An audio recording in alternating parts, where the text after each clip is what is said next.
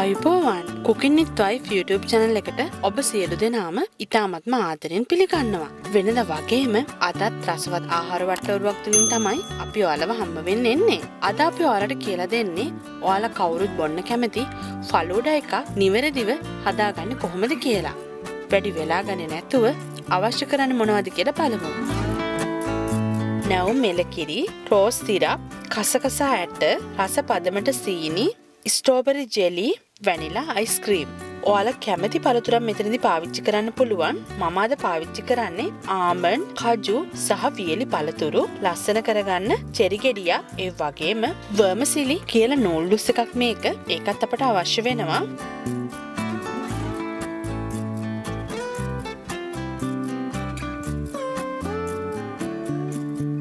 මුලින්ම කරන්න ඕන ඔයාලගේ නැවුම් එලකිරි එක හොඳින් උණු කරගන්න එක.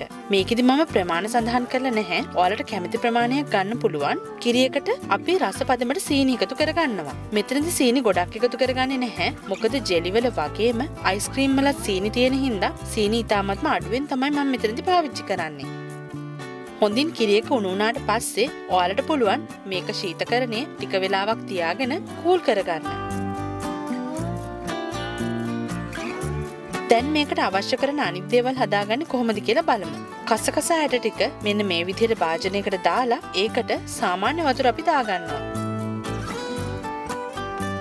මේ විදිහට උණු වතුර එකක් උණු කරලා ඒකට වර්මසිලි ටික දාලා ඒක හොඳින් තැම්බුණාට පස්සේ නැවතත් සාමාන්‍ය වතුරෙන් මේක සෝද ගන්න ඕන.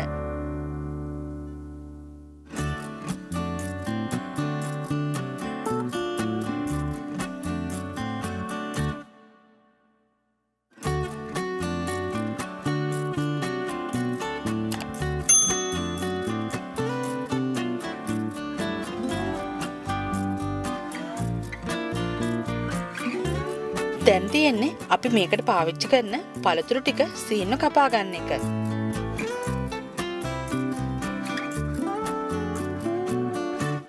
දැන් අපේ ෆලූඩාකට අවශ්‍ය කරන සියලුම දේවල් සූදානම්. අපි කූල් කරගත්තු නැවුම් එලකිරියකට ඔයාලා කැමති විදිහට රෝස සිරප් එකතු කරන්න පුළුවන්.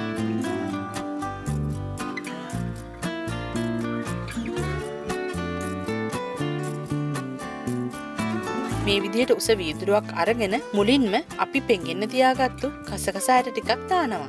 ඊට පස්සේ තම්බාගත්තු වර්මසිලි එකතු කරනවා. ජෙලි කෑලි ටිකක් දාලා සකස් කරගත්තු කිරි එක එකතු කරනවා.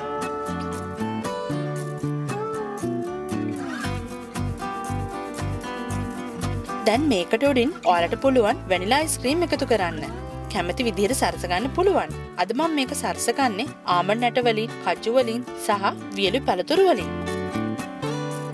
ඔයාලට මේ පේන්නේ අපි ඉතාමත්ම ලේසියෙන් හදාගත්තු ෆලූඩා එකක්. ෆලූඩා එකක් නිවැරදිව හදාගන්න ක්‍රමය තමයි මම අද ඔයාලට කියලා දුන්නේ. මේ ෆලූඩා එකට රොයල් ෆලූඩා කියලාත් කියනවා. ඉතින් ඔයාලට සුබ දවසක්. අපිව සබ්ස්ක්‍රයිබ් කරලා නැත්නම් අමතක නොකර සබ්ස්ක්‍රයිබ් කරන්න.